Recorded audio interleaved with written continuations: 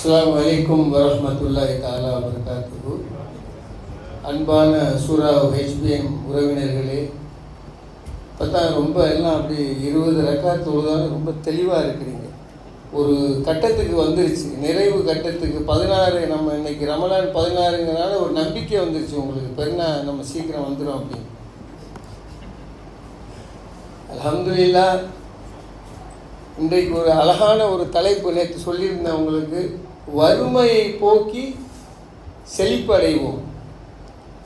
இந்த தலைப்பு நம்ம பணக்காரனாகிறதுக்குள்ள தலைப்பு கிடையாது. இது ஹதீஸும் அல்குர்ஆனும் பேஸ் பண்ணி தான் இது இருக்குது. பணக்காரனாகிறது உங்களுடைய திறமையை பொறுத்தது, உங்களோட உழைப்பை பொறுத்தது. பணம்ங்கிறது ஒரு முடிவு தான். ஆனால் நம்ம உலகத்தில் எப்படி வாழணுங்கிறதுக்காக ரசூல் ஸல்லல்லாஹு அலைஹி வஸல்லம் நம்மளுக்கு அழகான முறையில் அஹ்லாக்கு, ஈமான், ஸலாத் எல்லாம் நம்மளுக்கு சொல்லி கொடுத்துட்டு போயிருக்காங்க. இப்போ முதலாவதாக நம்ம இந்த செழிப்பு அடைகிறதுக்கு அல்லாஹ் குர்ஆனில் தெள்ள தெளிவாக அழகான ஒரு ஆயத்தை சொல்கிறான். எந்த கௌம் தன்னுடைய நசீபை மாற்றிக்கொள்ளவில்லையோ அல்லாஹ் அவர்களுடைய நசீபை மாற்ற மாட்டான். அதாவது எந்த கூட்டம், எந்த குடும்பமோ, எந்த கூட்டமோ அவங்களாம் முயற்சி எடுத்து அவங்களுடைய நசீபை அவங்க மாற்றலையோ அல்லாஹ் அதுக்கு உதவி செய்ய மாட்டான். இப்போ எவ்வளோ பெரிய அழகான ஆயத்தை பாருங்கள். நம்ம வறுமைங்கிறது ஒரு கஷ்டமான ஒரு சூழ்நிலை, செழிப்புங்கிறது நம்மளுக்கு ஒரு கஷ்டம் இல்லாத ஒரு சூழ்நிலை. அப்போ இதில் என்ன ஒரு முக்கியத்துவம் அப்படின்னு சொன்னாக்கா, நம்மளுடைய மனசு முதல்ல சுத்தமாக இருக்கணும். நம்ம சிந்திக்கக்கூடியது, நம்ம சாப்பிட்றது, நம்ம எல்லாமே ஒரு ஹலாலான அமைப்பில் இருந்தால் தான் நம்ம தொழுகையில் நம்ம கேட்கக்கூடிய துவாக்களும் கபூலாகும். அடுத்து நம்மளுடைய உடல் சுத்தம், நம்ம அணியக்கூடிய ஆடைகள், நம்ம இருக்கக்கூடிய இடங்கள் சுத்தமாக இருக்கணும்.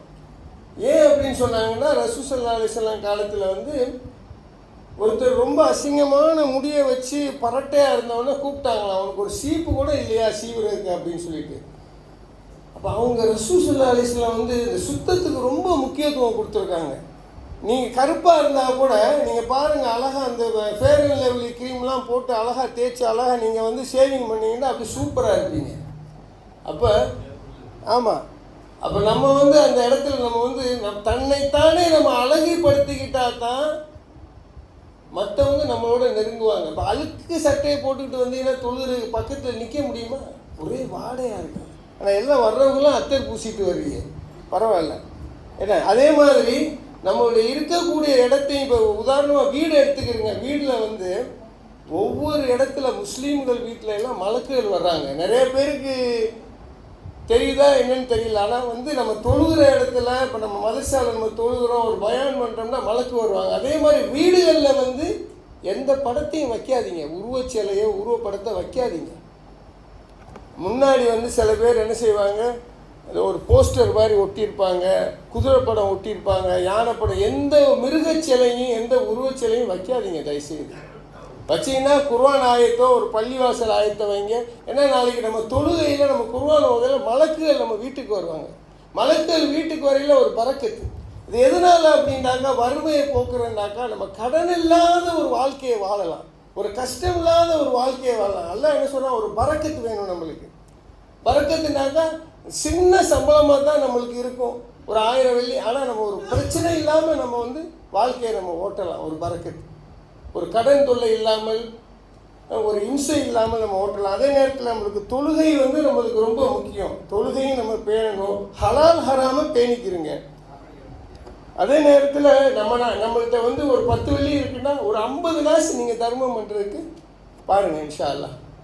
முடியாதவங்களுக்கு நம்ம உண்டியலில், சூறா உண்டியல், பள்ளிவாசல் உண்டியலில் போடாட்டா கூட இங்கே நம்ம ஒத்தாய்க்கு பசாரிலாம் நிறையா நிற்கிறாங்க. ஒரு 50 காசு கையில் கொடுத்தீங்கன்னா, 50 காசு பத்தாது, ஒரு ரொட்டிச்சானா 1.5 வெள்ளி ஆகும். 1.5 வெள்ளி கூட நம்ம கொடுத்துட்டோம்னா இன்றைக்குள்ள சூழ்நிலைக்கு பொருளாதாரம் வீழ்ச்சியாக இருக்குது. ஏதோ அவங்க ஒரு வேலை சாப்பாட்டுக்கு அவங்களுக்கு உதவியாக இருக்கும், நம்மளுக்கு துவா செய்வாங்க. அதே மாதிரி ஒரு பெரிய சரித்திரம் அப்படி என்னன்னு சொன்னாக்கா, மக்காவிலிருந்து மதீனாவுக்கு வரையில் எல்லாரும் ஹிஜ்ரத் பண்ணையில் சைதீனா அப்துர் ரஹ்மான் அவுஃப்ங்கிறவங்க ஒரு பெரிய வியாபாரி.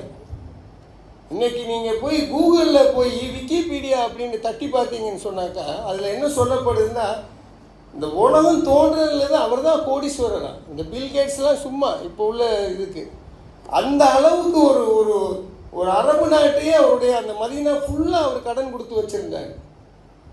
அவ்வளோ பெரிய வசதியான வியாபாரி. எப்படின்னு சொன்னாக்கா, ஒரு 1000 ஒட்டகம் அவர் விற்கையில் 1000 ஒட்டகத்துக்கு உள்ள 1000 வெள்ளி வாங்கி 1000 வெள்ளிக்கு விற்கிறாரு. அப்போ எல்லாரும் கேட்குறாங்க, உங்களுக்கு லாபம் எங்கேருந்து வருதுன்னா, இந்த ஒட்டகத்தில் உள்ள கயிறு அது ₹1. அப்போ அதில் ஒரு 1000 வெள்ளி கிடச்சிருச்சு நம்மளுக்கு. அதே மாதிரி எதுவும் பழுது இருந்தாங்கன்னு சொன்னாக்கா கூட அந்த பொருளை அவங்க குறைச்சிக்கிடுவாங்க. குறைவான லாபத்தில் சம்பாதிக்கக்கூடியவர். எந்த ஒரு வாடிக்கையாளரையும் காக்க வைக்கிறது இல்லை. அந்த பொருள் இருந்தால் வாங்கி கொடுக்கறது, இல்லைன்னா இல்லைன்னு சொல்லிடுறது. இது ஒரு நம்ம இஸ்லாமிய முறையில் அவங்க செய்த வியாபாரத்தினால பெரிய அளவில் வெற்றி கண்டாங்க. எதையுமே ரொக்கமான முறையில் கையாளுறது, அல்லாஹ் மீது நம்பிக்கை வச்சு தான் எந்த பொருளையும் வாங்கி விற்கிறது. இவங்க ஒரு பெரிய சரித்திரத்தில் பார்த்தீங்கன்னு சொன்னாக்கா, அப்துல் ரஹ்மான் அவுஃப் ஒரு பெரிய வெற்றியான ஒரு வியாபாரி. அவங்க நிறைய மக்களுக்கு உதவி செஞ்சு நிறைய மக்களுக்கு கடன் கொடுத்து அந்த கடனை கூட அவங்க ஹலால் செஞ்சுட்டாங்க. இன்ஷா அல்லாஹ் நம்ம இந்த சில வழிமுறைகளை நம்ம கடைப்பிடிச்சோம்னு சொன்னாக்கா இன்ஷா அல்லாஹ் நம்மளுடைய வாழ்க்கை நல்ல செழிப்பாக இருக்கும். நம்ம யாருக்கும் கடன்பட தேவையில்லை. சுத்தமான வாழ்க்கை ஹலாலான முறையில் நம்ம கையாண்டோம்னு சொன்னால் நம்மளுக்கு எந்த பிரச்சனையும் நம்மளுக்கு வராது இன்ஷா அல்லாஹ். அடுத்து நம்மளுடைய மௌலானா ஹாஃபிஸ் அப்துல்லா முகமது சிராஜுதீன்.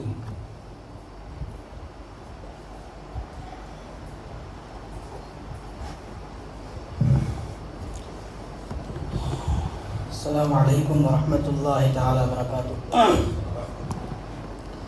الحمد لله الصلاة والسلام على رسول الله وعلى آله حزب الله وأصحابه جند الله. أما بعد فقد قال الله تعالى أعوذ بالله من الشيطان الرجيم بسم الله الرحمن الرحيم فقلت استغفروا ربكم إنه كان غفارا يرسل السماء عليكم مدرارا ويمددكم بأموال وبنين ويجعل لكم جنات ويجعل لكم أنهارا. صدق الله العظيم.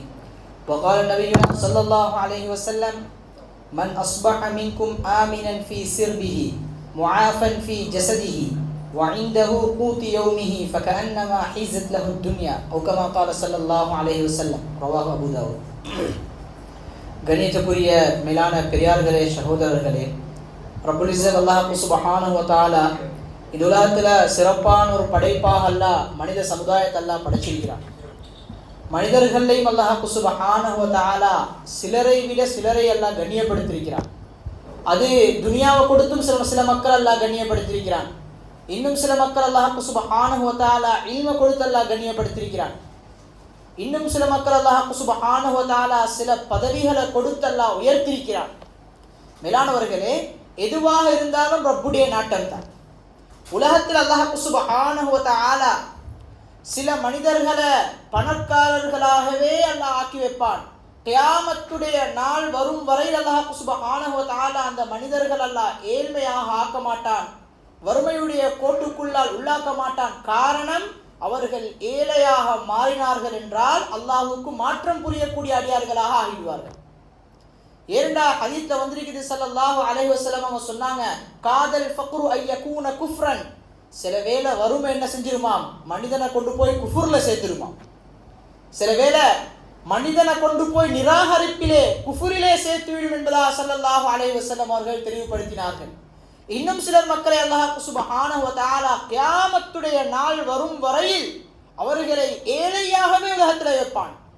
அல்லாஹ் சுப்ஹானஹு வ தஆலா வறுமையாகவே அல்லாஹ் வைப்பான், மிஸ்கீனாகவே உலகத்தில் வாழ செய்வான். காரணம், பணத்தை கொடுத்தால் அவர்களுக்கு வசதி வாய்ப்புகளை உண்டுபடுத்தினால் அவனுடைய சில நடவடிக்கைகள் எல்லாம் வித்தியாசமாக ஆரம்பிச்சிடும். அல்லாஹ்வுக்கு மாற்றம் செய்ய ஆரம்பிச்சிருவான். அல்லாஹ்வுக்கு தெரியும் எது நலவு எது கெடுதி என்பதாக. மேலானவர்களே, வறுமை என்பது கேவலமான ஒன்று இல்லை. அதை முதலாவது நாங்கள் நல்லா விளங்கிக் கொள்ளணும். ஸல்லல்லாஹு அலைஹி வஸல்லம் அவங்க விரும்பினாங்க, உலகத்துல வறுமையாக வாழுவதற்கு விரும்பினாங்க. அல்லாஹ் நபியிடத்திலே கேட்டான், யா ரசூலல்லாஹ் ஸல்லல்லாஹு அலைஹி வஸல்லம், உஹது மலை உங்களுக்கு நாங்க தங்கமாக்கி தரவா யா ரசூலல்லாஹ்? உஹது மலையை நான் உங்களுக்கு தங்கமாக்கி தரவா? ஸல்லல்லாஹு அலைஹி வஸல்லம் அவங்க விரும்பல. ஸல்லல்லாஹு அலைஹி வஸல்லம் அவங்க சொன்னாங்க, யா அல்லாஹ், ஒரு நாளைக்கு நான் சாப்பிட்டு நன்றி செலுத்தினால் அடுத்த நாளைக்கு நான் பசியிலிருந்து உன்னிடத்துல கேட்கணும் யா ரசூலல்லாஹ். இப்படியான ஒரு அடிமைத்தனமான வாழ்க்கையை நான் உலகத்துல வாழணும்னு ஸல்லல்லாஹு அலைஹி வஸல்லம் அவர்கள் ஒரு சாதனையை படிச்சு காட்டிட்டு போனாங்க. ஹதீஸ்ல தெளிவாக வந்திருக்குது. ஸல்லல்லாஹு அலைஹி வஸல்லம் அவங்க துஆ செஞ்சாங்க, அல்லாஹும்ம ஹ்யினி மிஸ்கீனா வ தவஃபனி மிஸ்கீனா வஹ்ஷுர்னி ஃபீ ஸும்ரத்தில் மசாகீன். யா அல்லாஹ், துனியால நான் ஒரு ஏழையாக என்ன வாழ வச்சிடு யா அல்லாஹ். வ தவஃபனி மிஸ்கீனா, ஏழையாக என்ன மரணிக்க வச்சிடு. வஹ்ஷுர்னி ஃபீ ஸும்ரத்தில் மசாகீன், கியாமத்துடைய நாளையில ஏழைகளுடைய கூட்டத்தில் என்ன எழுப்பிடு யா அல்லாஹ் அல்லாஹ் தஆலா விட்ட துஆ கேட்டாங்க ஸல்லல்லாஹு அலைஹி வஸல்லம். மேலானவர்களே, இன்னும் ஒரு ஹதீஸ் தெளிவாக வந்திருக்கிறது. கியாமத்துடைய நாளையில பணக்காரர்களை விடவும் 500 வருடங்கள் முன்னால் ஏழைகள் சொர்க்கத்துக்குள்ளால் நுழைவார்கள் என்பதாக ஸல்லல்லாஹு அலைஹி வஸல்லம் அவங்க சொன்னாங்க.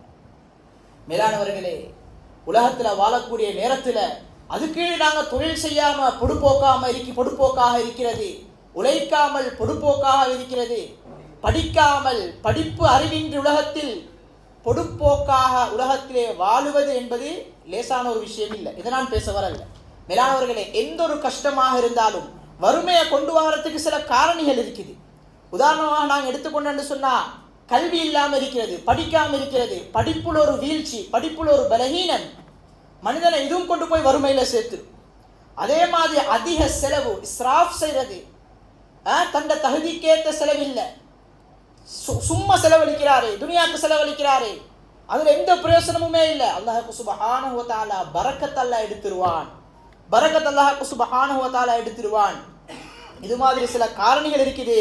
ஆனால் உலகத்தில் வாழக்கூடிய நேரத்தில், குர்ஆன் ஹதீஸை வச்சு பார்க்கக்கூடிய நேரத்தில், ஒரு மனிதனுடைய வாழ்க்கை செழிப்பாக இருக்கணுமா, ஒரு மனிதன் உலகத்துல சந்தோஷமாக வாழணுமா, ஒரு மனிதனுக்கு போதிய அளவு உலகத்துல எவ்வளவு சந்தோஷம் கிடைக்கும் என்பதை நாங்க பார்ப்போம். மேலானவர்களே, ஹதீஸ்ல வந்திருக்குது. ஸல்லல்லாஹு அலைஹி வஸல்லம் சொன்னாங்க, மன் அஸ்பஹ மின்கும் ஆமினன் ஃபீ சிர்பிஹி முஆஃபன் ஃபீ ஜஸதிஹி வ இன்தஹு கூத்து யௌமிஹி ஃபகஅன்னமா ஹீஸத் லஹு துன்யா. ஸல்லல்லாஹு அலைஹி வஸல்லம் சொன்னாங்க, எங்கட பார்வையில பணக்காரர்கள் என்றால் யாரோ நாங்கள் நினைச்சு கொண்டிருக்கிறோம். பணக்காரர்கள் என்றால் இப்படித்தான் நாங்கள் நினைச்சு கொண்டிருக்கிறோம். அவரிடத்தில் கோடிக்கணக்கு சல்லி இருக்க வேண்டும், அவரிடத்தில் இந்த வாகனம் இருக்க வேண்டும், அவரிடத்தில் அவர் இவ்வளவு பெருமதியான ஆடை அணிய வேண்டும், அவர் இப்படி வர வேண்டும். அப்படி இல்லை மேலானவர்களே. தெளிவாக ஹதீஸ்ல வந்திருக்குது. அபூ தாவூத்ல வரக்கூடிய ரிவாயத், மன் அஸ்பஹ மின்கும் ஆமினன் ஃபீ சிர்பிஹி, உங்கள யார் காலை பொழுது அடைகிறாரு, எந்தவித அச்சமும் இல்லாம நிம்மதியா காலை பொழுது அடைகிறாரு, தூங்கி எழும்புறாரு, தஹஜ்ஜுதுல கண் விழிக்கிறாரு, ஆனா உள்ளத்துல நிம்மதி இருக்குது. ஆமினன் ஃபீ சிர்பிஹி, பயம் இல்ல, அச்சம் இல்ல, நிம்மதியாக இருக்கிறாரு. அது மாத்திரம் இல்ல, முஆஃபன் ஃபீ ஜஸதிஹி, அவருடைய உடலுக்கு ஆரோக்கியம் இருக்குது, ஆரோக்கியமான நிலைமையில காலை பொழுது அடைகிறாரு, ஆஃபியத்தா காலை பொழுது அடைகிறாரு. வ இன்தஹு கூத்து யௌமிஹி, அன்றைக்கு நாளுடைய, ஒரு வருஷத்துல இல்ல, ஒரு மாசத்துல இல்ல, அவ்வளோ காலம் சேமிச்சு வைக்க தேவையில்ல, அவர் அந்த விழிக்கிற அந்த நாளினுடைய தேவைக்கேற்ப மாதிரி போதுமான உணவு அவரிடத்தில் இருக்குது. ஃபகஅன்னமா ஹீஸத் லஹு துன்யா, இவருக்கு முழு உலகமுமே கிடைச்சது போல் என்பதா ஸல்லல்லாஹு அலைஹி வஸல்லம் அவர்கள் கூறினார்கள். சுப்ஹானல்லாஹ், இவருக்கு முழு உலகமும் கிடைச்சதை போல் என்பதா ஸல்லல்லாஹு அலைஹி வஸல்லம் அவர்கள் கூறினார்கள். மேலானவர்களே, உலகத்தில் வாழக்கூடிய நேரத்தில் வறுமையை போக்குறதுக்கு பெரியார்கள் சில அமல்களை சொல்லியிருக்கிறாங்க. நன்றாக கவனிச்சுக்கோங்க. மிக முக்கியமான விஷயம் அதில் ஒன்று தான். முதலாவதாக இஸ்திக்ஃபார், அதிகாலை பொழுதுல இஸ்திக்ஃபார் செய்யறது. சுபஹ் தொழுகைக்கு பின்னால யார் சுப்ஹானல்லாஹி வ பிஹம்திஹி சுப்ஹானல்லாஹில் அஸீம் என்பதாக யார் 100 விடுத்தம் ஓதுவார்களோ இவர்கள் வாழ்க்கையிலே வறுமையடைய மாட்டார்கள் என்பதாக சில பெரியார்கள் கூறியிருக்கின்றார்கள். இது ஹதீஸ் இல்ல, பெரியார்களுடைய சில வார்த்தைகள், அனுபவ ரீதியான சில விஷயங்கள். ஹதீஸ்ல வந்திருக்குது, யார் ஒவ்வொரு நாளும் இரவையில சூரா வாக்கியா ஓதி வருவாங்களோ வாழ்க்கையிலே வறுமையை அடைய மாட்டாங்க. ஸல்லல்லாஹு அலைஹி வஸல்லம் அவங்க செஞ்சாங்க, சஹாபாக்களுக்கு செய்யுமாறு ஏவினாங்க, உலகத்துல சஹாபாக்கள் சாதிச்சு காட்டினாங்க. இதெல்லாம் ஹதீஸ்ல எங்களுக்கு தெளிவாக விளங்கக்கூடிய விஷயம். ஒவ்வொரு நாளும் யார் சூரா வாக்கியாவை தொடர்ச்சி ஓதி வருவாங்களோ அல்லாஹ் சுப்ஹானஹு வ தஆலா இவர்களை வறுமையில் அல்லாஹ் சுப்ஹானஹு வ தஆலா வீழ்த்த மாட்டான்.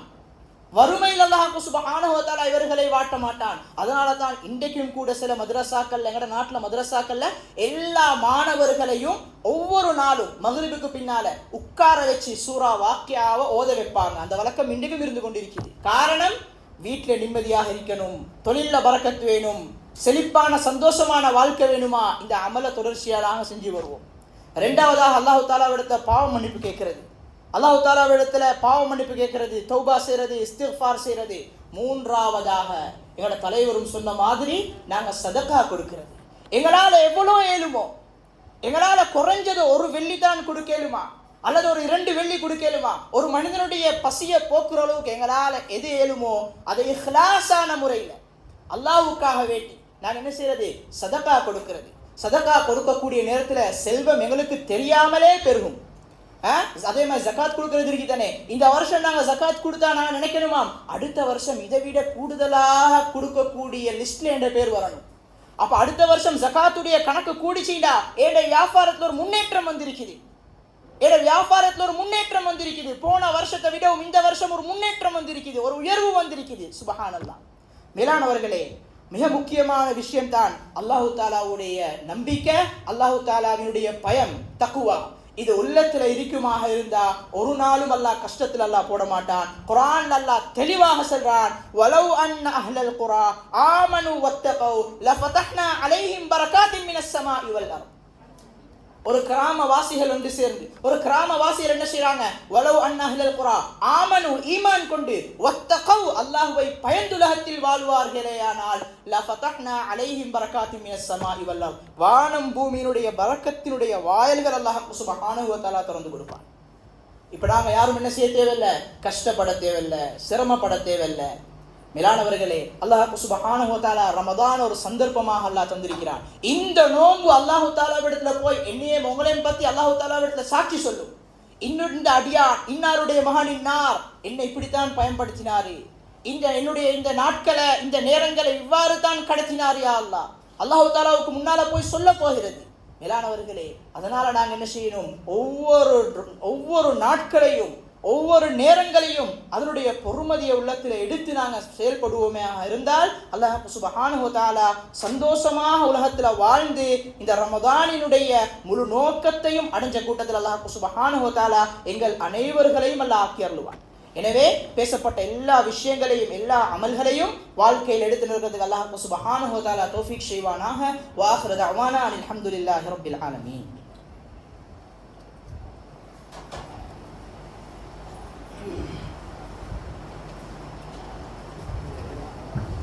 இன்ஷா அல்லாஹ் நாளை பொழுது தராவியை முடிச்சுட்டு ரமலான் 17 பதில் சஹாபாக்களுடைய மௌலித் ஓதப்படும். அதன் தொடர்ந்து யார் யார் தன்னுடைய வஃபாத்தான சொந்தங்களுக்கு ஹதியா செய்கிறாங்களோ நம்ம ஹசரத் ஜவுபர் சாதிக்கு கம்ப்ளீட்டாக எல்லாத்தையும் ஓதி கொஞ்சம் முன்கூட்டியே இல்லைன்னா தொழுகை முடிச்சுட்டு அந்த பேர்களை நீங்கள் வாங்கி முறையாக நம்மளுடைய சூரா HBM உறவினர்களுக்கு ஒரு மன திருப்தியோடு அவங்கள ஓதி அவங்களுக்கு ஒரு ஹதியா கொடுக்குற மாதிரி பாருங்கள் இன்ஷா அல்லாஹ். நாளைக்கு இன்னும் யார் இருந்தாங்கன்னா நாளைக்கு கூட்டிகிட்டு வாங்க இன்ஷா அல்லாஹ். நம்ம சிறப்பான முறையில் யாசின் ஓதி எல்லாம் சிறப்பாக செய்வோம் இன்ஷா அல்லாஹ். அஸ்ஸலாமு அலைக்கும்.